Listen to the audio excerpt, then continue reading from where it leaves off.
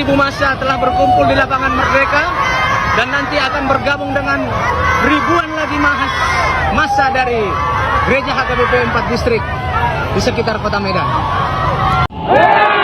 Untuk Tegal, untuk PT Grudi, untuk PT BRP Mineral, rakyat berdaulat. Mula salam perjuangan saya. Hidup mahasiswa! Hidup mahasiswa! Hidup rakyat Indonesia! Hidup masyarakat adat! UTBN! Itu TBN! Merdeka! Merdeka! Baik kawan-kawan!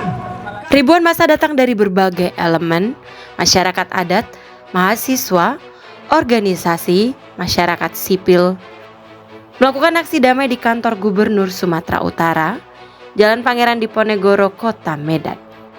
Masyarakat Batak tersebut mendesak PT Toba Pulp Lestari atau TPL ditutup. Tidak hanya itu, mereka juga mendesak pemerintah mengusir TPL dari tanah Batak.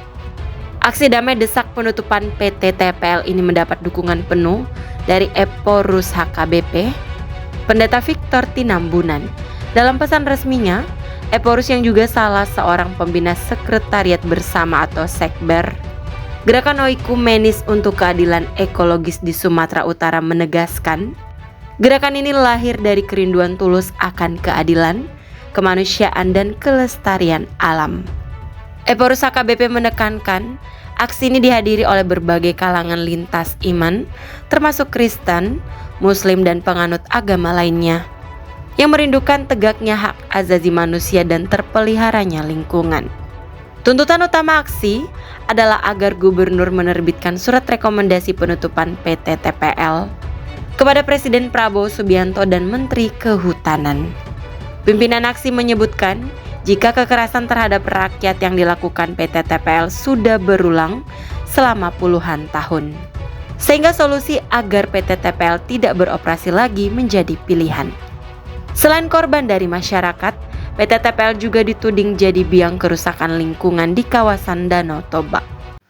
Hutan-hutan yang selama ini dijaga dan dirawat oleh masyarakat adat dengan kearifan lokal hancur diduga karena PT TPL. Unjuk rasa tutup TPL di kantor gubernur berlangsung alot. Masyarakat tak kunjung ditemui oleh Pak Bobi Nasution karena sedang menghadiri penobatan pahlawan nasional di Istana Negara.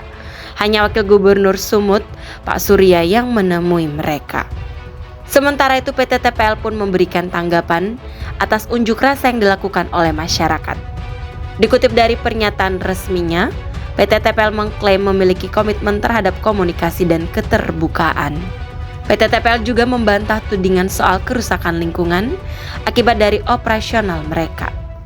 PT TPL mengklaim terus melakukan pemantauan terhadap kondisi lingkungan secara periodik.